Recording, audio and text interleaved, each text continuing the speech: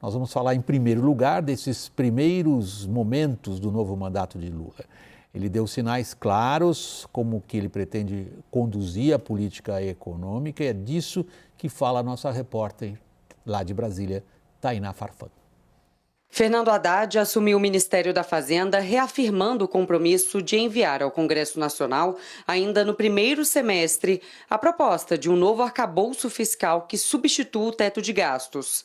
Em seu primeiro discurso após ser empossado, Haddad tentou passar uma mensagem de responsabilidade com as contas públicas, combate à inflação e prioridade aos temas sociais. Não estamos aqui para aventuras, estamos aqui para assegurar que o país volte a crescer, para suprir as necessidades da população naquilo que são seus direitos constitucionais, em saúde, educação, no âmbito social e, ao mesmo tempo, para garantir equilíbrio e sustentabilidade fiscal. Também nessa segunda-feira, o governo publicou uma medida provisória que renova a desoneração de tributos federais sobre os combustíveis.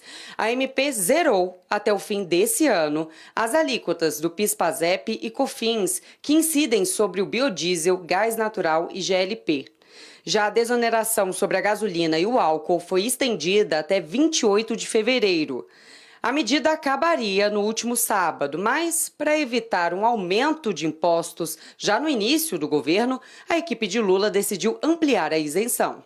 O novo ministro de Minas e Energia, Alexandre Silveira, defendeu a prorrogação das isenções até que a nova política de preços dos combustíveis seja definida. O presidente Lula assumiu o mandato ontem, então nada mais correto com o povo brasileiro do que ele dar um tempo à equipe do Ministério de Minas e Energia, à nova diretoria da Petrobras, para que a gente possa estabelecer, como eu disse, com muita serenidade, com muito equilíbrio, com muita profundidade técnica, parâmetros para que a gente possa dar segurança ao Brasil, de modicidade no preço dos combustíveis, tanto quanto da energia elétrica. Lula determinou ainda aos novos ministros que sejam tomadas providências para revogar atos da gestão de Bolsonaro que davam seguimento a privatizações de estatais. Entre as empresas incluídas na lista estão a Petrobras, a PPSA, que é responsável pelo controle do pré-sal, e os Correios, entre outras cujos processos de privatização eram tidos como de difícil aprovação.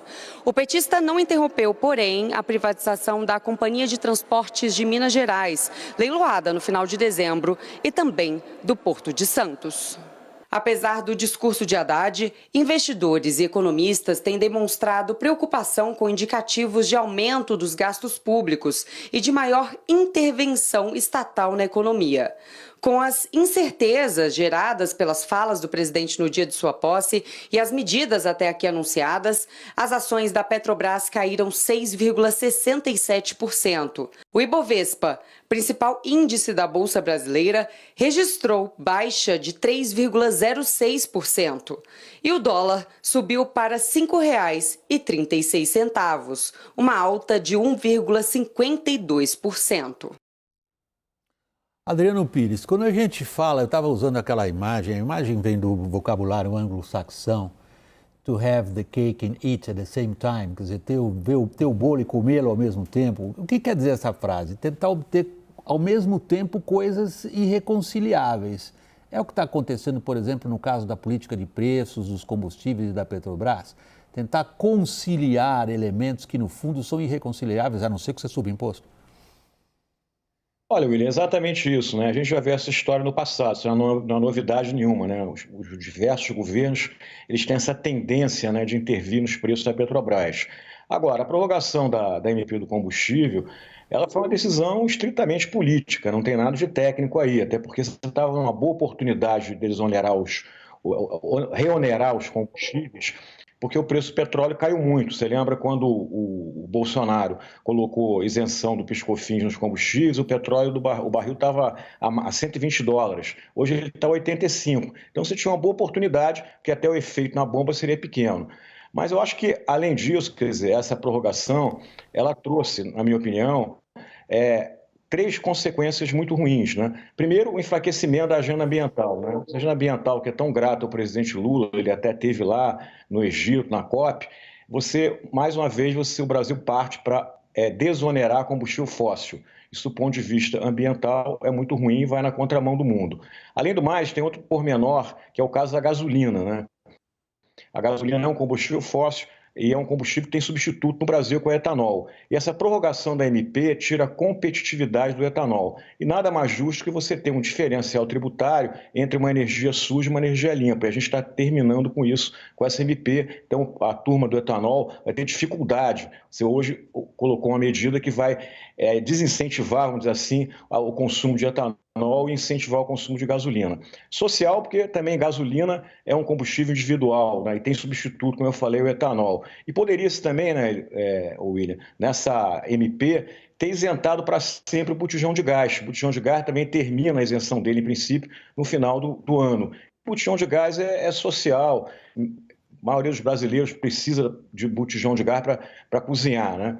E, por fim, né, eu acho que essa medida mostra que o governo não tem tanto comprometimento assim com as contas fiscais, né? Até porque o que a gente escutou é que o ministro Haddad, acho que com razão, viu a oportunidade aí de reonerar os combustíveis, mas foi vencido, mais uma vez, pela classe política que quer manter a popularidade do governo, e fica difícil, né? O governo explicar no primeiro dia, primeira semana, que a gasolina vai aumentar, o diesel, o etanol. Então se tomou essa atitude política que eu acho que dá um sinal muito ruim, né?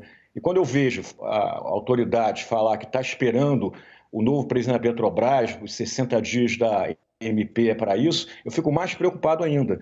Porque a Petrobras não tem nada a ver com política tributária no Brasil. A política tributária quem faz é o Ministério aí da Fazenda.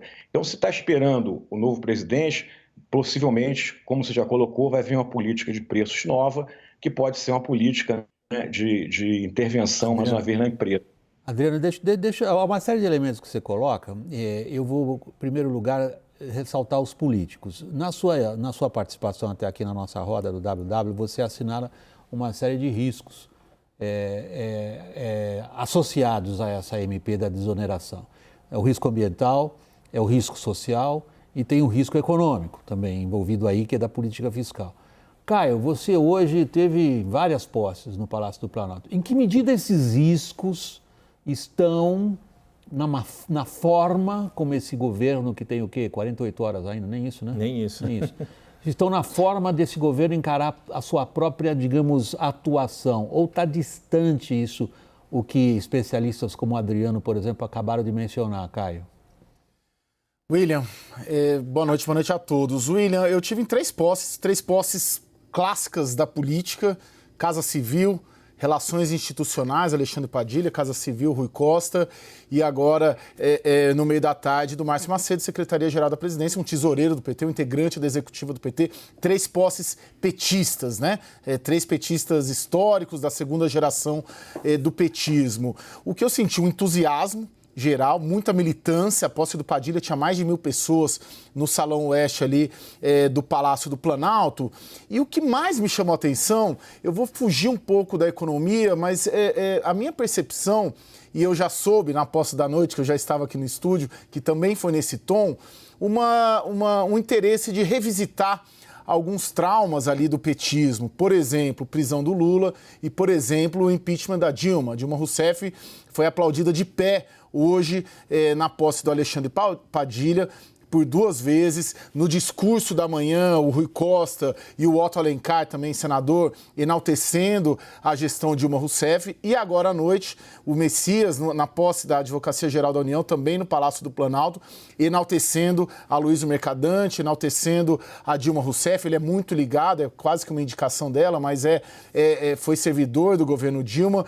Então, nesse start, muito entusiasmo da militância, uma tentativa muito grande de demarcar as diferenças em relação ao governo que chega e ao governo que sai. A gente vai falar disso, mas todo o pacotaço, o revogaço, claramente é isso, em áreas sensíveis que são perceptíveis a diferença de políticas públicas ou a ausência de políticas públicas para determinadas áreas. Mas o que mais me chamou a atenção, que eu fiquei linkando uma posse à outra, esse olhar ali para revisitar a questão do impeachment e da própria prisão do presidente Lula. Adriano, só lembrando que você faz parte de uma roda, não espere eu passar a palavra, ok? O Caio levanta um aspecto político interessantíssimo e me parece muito relevante, Yuri. É a leitura da realidade feita pelos agentes políticos. No caso, estamos falando daqueles que ocupam realmente as manetes do poder no Palácio do Planalto, que foi a posse que o Caio, as 3 posses, aliás, às quais o Caio se referiu. O que o Caio está dizendo é o seguinte: a leitura deles é completamente diversa do que posso chamá-lo de técnico especialista. Técnico é um pouco diminutivo para o que você faz, mas um consultor nessa área. Não consta nem do vocabulário, nem do cálculo político, qualquer tipo de análise de risco como um consultor do porte do Adriano Pires menciona. O que eles dão ênfase é outra coisa, é em fazer uma outra narrativa do período recente, que está na cabeça de todo mundo o que aconteceu, e extrair daí a sua linha de ação. Vai dar certo? É difícil saber se vai dar certo, mas não surpreende, né, William? Principalmente por todo o histórico do que o PT passou, né, desde o impeachment, desde a Operação Lava Jato, impeachment, nessa ordem, né? Operação Lava Jato em 2014, a vitória ali apertada de Dilma na reeleição, o impeachment que ela sofre em 16, o impedimento da candidatura de Lula em 18. Então fica a sensação, concordo muito com essa avaliação do Caio, de que a marcação política, né, marcar o posicionamento político ainda está nessa fase, mas não com o Haddad. O discurso de Fernando Haddad, sim, é um discurso de quem está olhando já para os números, para essa realidade, e cada vez que essa marcação de posicionamento político é feita, como foi feita ontem e hoje, mais vai ficando difícil a tarefa do mundo real de Fernando Haddad. Se vai dar certo, difícil. Vai ser, o que a gente já percebe é que a montanha dele, que ele tem que escalar, que não é pequena. Se fosse pequeno, o PT não precisaria da PEC que foi aprovada no ano passado, né, ao longo desse período de transição. Se não fosse uma montanha pequena, não precisaria da PEC. E parece que já precisa de uma segunda, não precisa de uma segunda PEC, mas o desafio vai ficando cada vez maior, porque tão sabido quanto o PT marcar essa posição política é que isso tem uma consequência para o mundo real. Adriano, quando a gente fala de economia, desculpa, você ia falar? Se não, posso fazer minha pergunta? Eu ia falar que, lembra que foi no governo da presidente Dilma que os subsídios aos combustíveis foram maiores, né? Lembra aquele rombo de 40 bilhões de dólares no caixa da Petrobras, que levou a empresa a ter a maior dívida corporativa do mundo, de 120 bilhões de reais. Então é interessante, né, que a primeira MP que o governo publica vai nessa direção outra vez, né, de você segurar o preço, e vai também na direção que vai ter uma certa, me parece, contradição do governo entre a turma do meio ambiente e essa turma que está aí olhando investimento, infraestrutura e política de preços, né? A ministra Marina, por exemplo, eu gostaria de saber qual é a opinião dela do governo isentar de imposto o combustível fóssil. Caio, é uma excelente provocação o que o Adriano faz. Ele está assinalando para nós algumas linhas em torno das quais não dá para ficar em cima do muro, ou é um lado ou é o outro. No caso da Marina e do Fernando Haddad, ambos têm reiterado uma convergência de opiniões e de postura, convergência hoje reiterada também pelo novo ministro da Agricultura, que faz a seguinte declaração hoje na posse: Marina e eu estamos do mesmo lado. Que lado é esse, hein?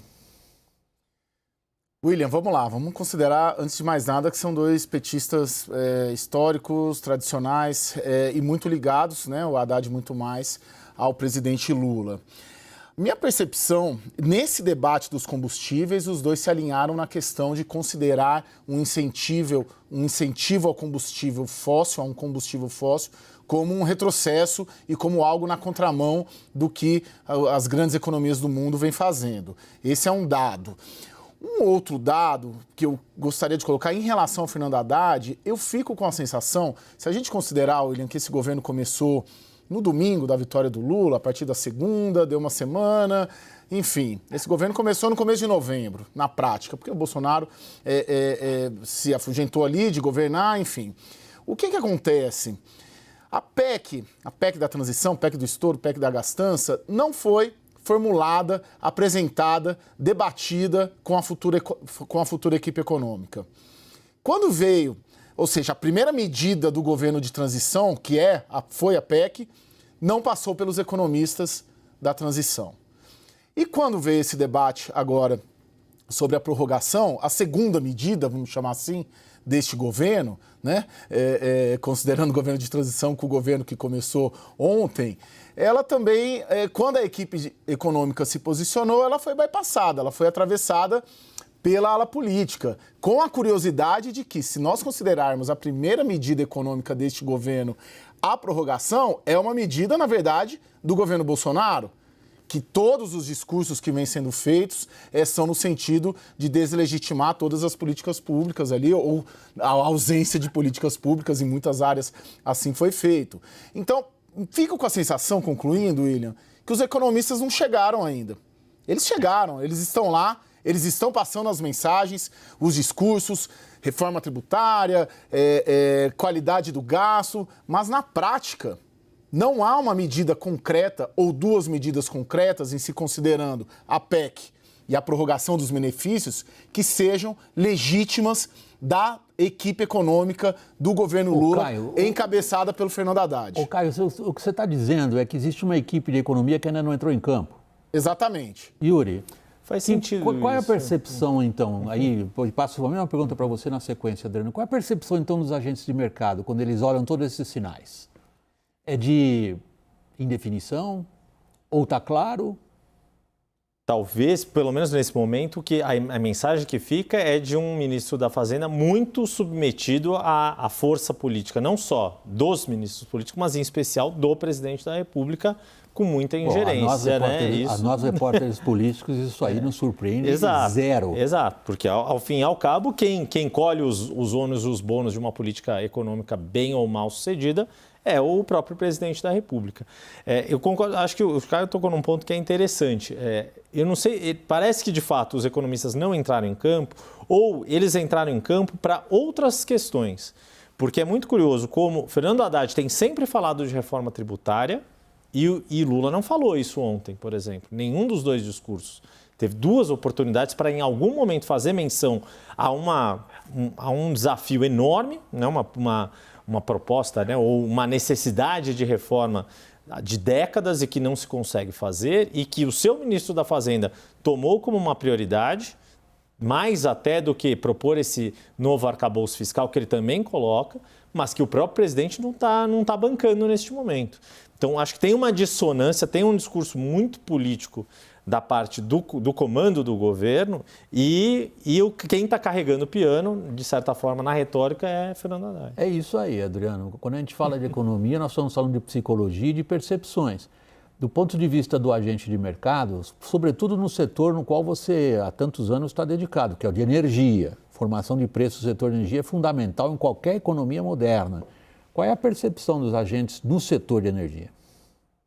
Olha, acho que o setor de energia está preocupado, né? Está preocupado com as notícias dessa prorrogação da MP, está preocupado com a possível intervenção nos preços da Petrobras, né? Está preocupado com o pouco caso que o governo está fazendo, pelo menos nesse início, com os biocombustíveis, está preocupado com a possível contradição que a gente vai ter entre política de meio ambiente e política de investimento.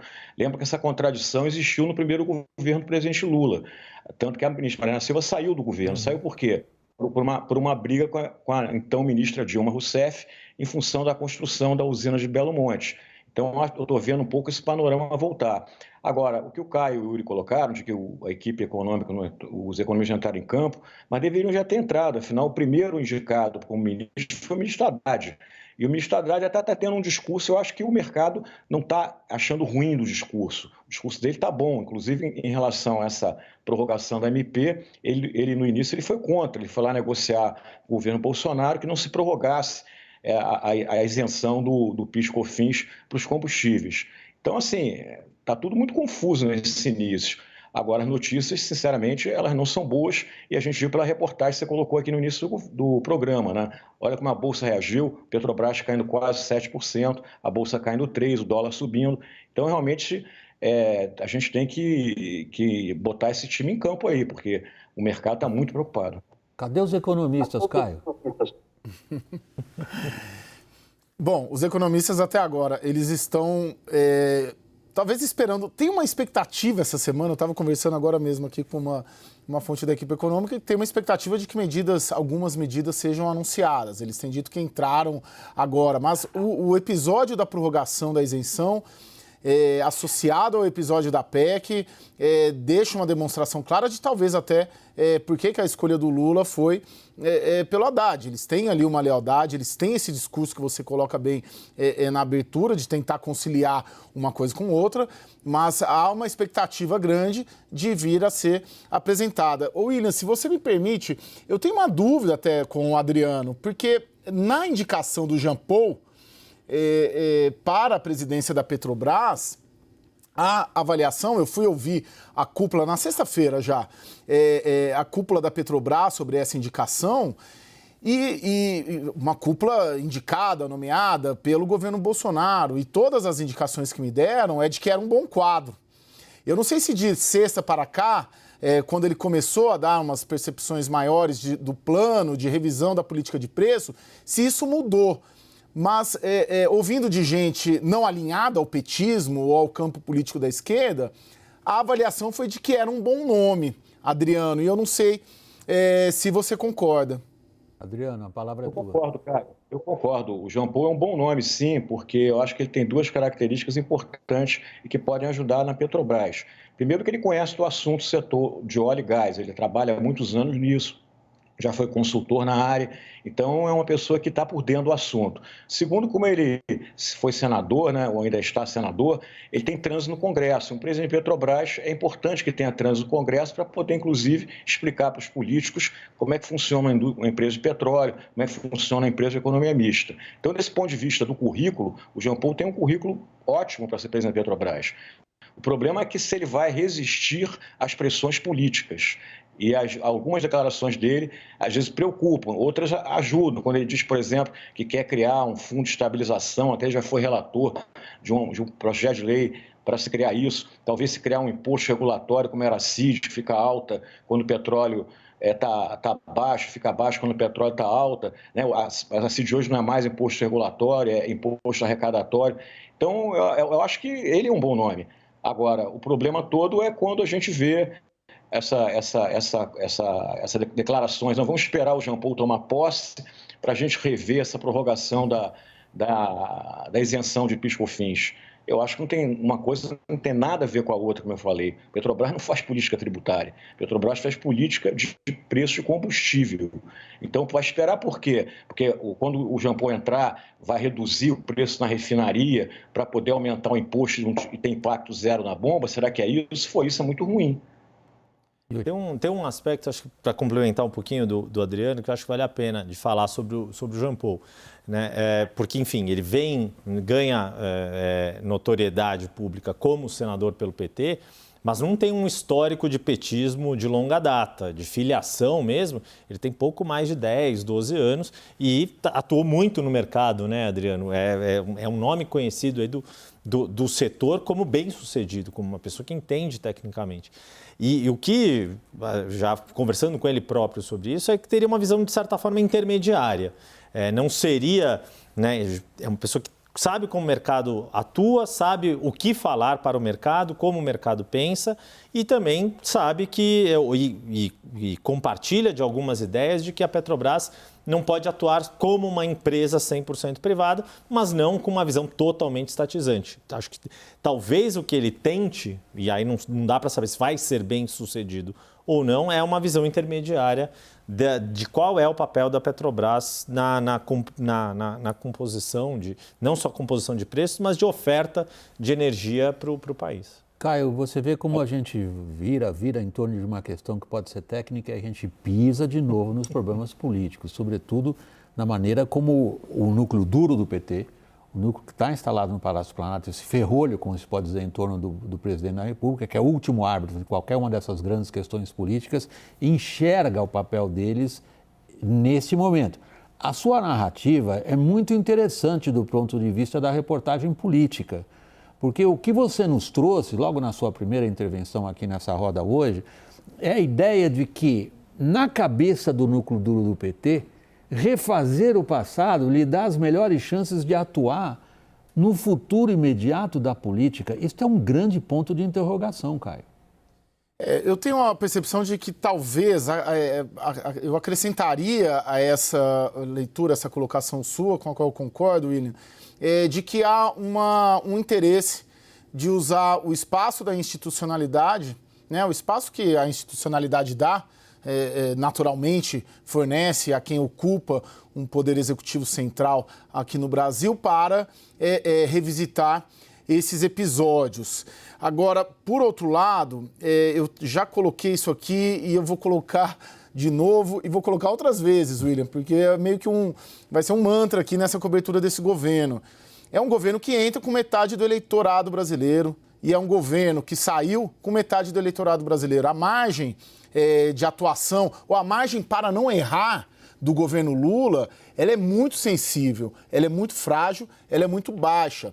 Por isso que essa ascendência da ala política sobre a ala econômica, por isso que essa ascendência do novo Palácio do Planalto, sobre nova gestão, sobre o Ministério da Fazenda, o bloco P aqui da Esplanada, tende a ser muito maior, porque eles vão observar o impacto das medidas econômicas na popularidade deste governo e vão considerar isso como um fator chave para tomar decisões sobre política econômica, porque a sociedade está dividida, a sociedade brasileira, polarizada, conflagrada. Então não se podem dar ao direito de errar de alguma maneira que impacte na popularidade do Lula durante essa gestão. Caio, desculpa, mas você levantou uma pergunta para você mesmo, você deixou a bola quicando na frente do gol. Não dá para não fazer a pergunta. Estão errando? William, eu sei que a pergunta é difícil. Não, é super difícil. Mas você é um experimentado repórter político, Caio. Não, você está olhando essa, vamos dizer, essa coreografia política, né? Vamos considerar ali um palco da política, que é o que você foi assistir hoje. Eu tenho maior inveja. Eu acho que o lugar de repórter é na rua, onde você estava mesmo. Maior inveja. Estou tentando ver as coisas através dos teus olhos. Quando você vê aquela dança da política ali, o núcleo duro, disposto a refazer o que na memória de milhões de brasileiros é associado com um grave crime de perda de oportunidade. Olha que eu não estou falando nem de corrupção, hein? Estou falando que uma das maiores críticas que se faz ao que aconteceu no período que o PT esteve no poder foi uma grande perda de oportunidade, num momento histórico praticamente único que a gente teve lá desde o começo do primeiro mandato do Lula. Estão errando? William, se a gente considerar que todo partido político, todo projeto político é um projeto para permanecer e perdurar no poder, ganhar eleições, ir ocupando cargos, galgando, né? Política, já falei isso aqui algumas vezes, é uma profissão. A gente tem nível de competitividade, tem taxa de concorrência, como a nossa, né? De jornalista, que é um mercado complicado, fechado, difícil. Eu pensei que você fosse falar que política era uma missão. Não. O que eu quero te dizer é que se você considerar a política como uma atividade que você tem que tentar se manter no poder, e se o Palácio do Planalto olha para fora, como estão olhando para fora, uma oposição que vem muito forte e um resultado eleitoral muito acirrado, eu diria que um dos cânones desse governo será evitar medidas impopulares, ainda que a um custo econômico / fiscal elevado. Adriano, para a gente fechar essa conversa agora no momento, você está vendo o que está acontecendo como um erro? Olha, William, o que me preocupa se de refazer o passado, é se a gente vai refazer os erros do passado, né? Isso que é preocupante e às vezes eu sinto algumas declarações do governo que tem um certo compromisso com o passado. Então, refazer o passado, o que é? Você levar a Petrobras outra vez a ter uma dívida grande, é você obrigar a Petrobras a investir aonde não tem retorno econômico, só tem retorno político para aumentar a popularidade do governo. A gente não tem uma política de biocombustível, que o Brasil tem uma vantagem comparativa enorme, não tem uma política tributária que diferencie o etanol da gasolina, por exemplo. Então, vamos repetir esses erros que aconteceram lá atrás. A gente eu acho que não deveríamos, né? Então, essa coisa do refazer me preocupa muito, porque refazer também pode significar refazer as coisas erradas que se fez aí nos últimos governos do PT, em particular no governo da presidente Dilma Rousseff. Adriano Pires, nosso muito obrigado aqui da Roda do WW pela sua participação, sempre bem-vindo. Boa noite, Adriano. Boa noite a vocês e um bom 2023 para todos. Para todos nós. Obrigado.